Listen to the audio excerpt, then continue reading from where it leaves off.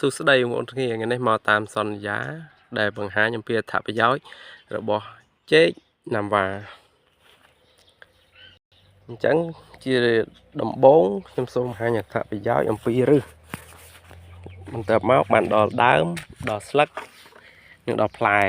តែថ្ងៃនេះសូមបង្ហាញអំពីឫសចេកណាំវ៉ាសិនតើវាមានអត្ថប្រយោជន៍អ្វីខ្លះសម្រាប់មនុស្សសម្រាប់យើងនៅក្នុងវិស័យកសិកម្មឬចេកណាំវ៉ាវាល្អប្រសើរជួយកែដីយើងឲ្យវាល្អដីល្មមដែលយើងអាចដាំដំណាំផ្សេងវាអត់សូវកើតដីយើងទឹកចាក់ខ្ញុំណែនាំបងប្អូនដាំចេកអីក៏បានដែរតែបើសិនជាល្អដាំចេកណាំវ៉ានៅពេលដែលយើងដាំចេកណាំវ៉ាឬរបស់វានឹងចូលជួយដីរបស់យើងនេះឲ្យធូរហើយឲ្យមានជីវជាតិហើយនៅពេលដែលយើងដាំដំណាំផ្សេងចិត្តហ្នឹងឬរបស់វានេះនឹងជួយជាសំណើមទៅដល់ដីឲ្យអាដំណាំផ្សេងហ្នឹងវាអាចរស់បានអញ្ចឹងឬចេកណាំវ៉ាវាមានអត្ថប្រយោជន៍ច្រើនរបស់វានៅពេលដែលយើងទុកវាដាំវាប្រហែលជា 2-3 ឆ្នាំរហូតដល់វាថ្កោលនោះឬរបស់វានឹងជួយដីឲ្យមានជីវជាតិបានល្អនឹងជួយដីឲ្យមានសំណើមបានគ្រប់គ្រាន់ហើយបង្កឲ្យដីមានលក្ខណៈធូរដីបែបលក្ខណៈផលធូរគឺវាចាប់ដើមអត់ក្តាំងណែនទេដោយសារតែឫសរបស់ចេកហ្នឹងបានជួយឲ្យវាទៅជាដីដែលមានជីវជាតិល្អជួយឲ្យដីហ្នឹងคล้ายទៅជាដីដែល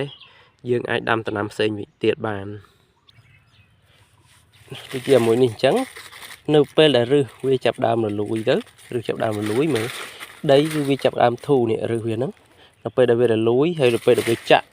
ដល់ណាគឺដីធូរដល់ហ្នឹងតែម្ដងអញ្ចឹងនៅពេលដែលដាំ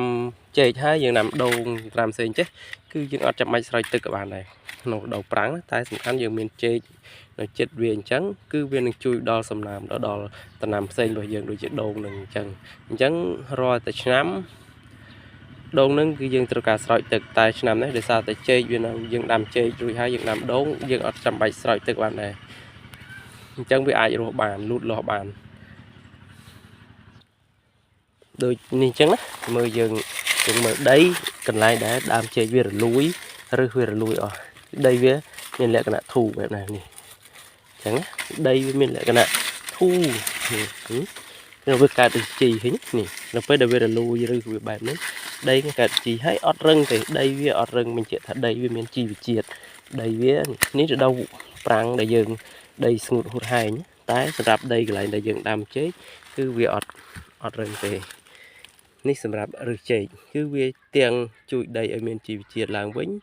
វាថែមទាំងជួយឲ្យរុក្ខជាតិផ្សេងដែលដុះនៅជិតវាហ្នឹងគឺអាចលូតលាស់បានដូចជាដើមស្មៅតែវានៅជាមួយលូតលាស់បានយ៉ាងល្អ